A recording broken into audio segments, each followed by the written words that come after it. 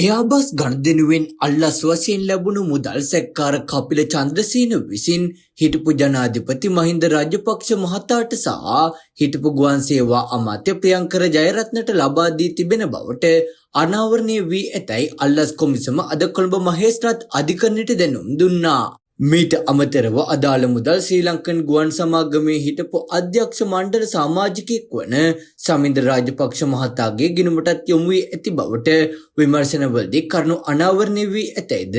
අල්ලස් කොමිසම සඳහන් කර සිටියා. ඒ අනුව 2015 වසරේ හිටපු ජනාධිපති මහින්ද රාජපක්ෂ මහතා කළ ඉල්ලීමකට අනුව රුපියල් මිලියන 20 බැගින් අවස්ථා 3කදී රුපියල් මිලියන 60ක් බෙලි අත්ත නිවසේ සහ කාල්ටන් නිවසේදී මහින්ද රාජපක්ෂ මහතාට ලබා දුන් බවට සැකකරු විසින් ප්‍රකාශ කර ඇතැයි අල්ලස් කොමිසම අධිකරණයට දැනුම් දී සිටියා.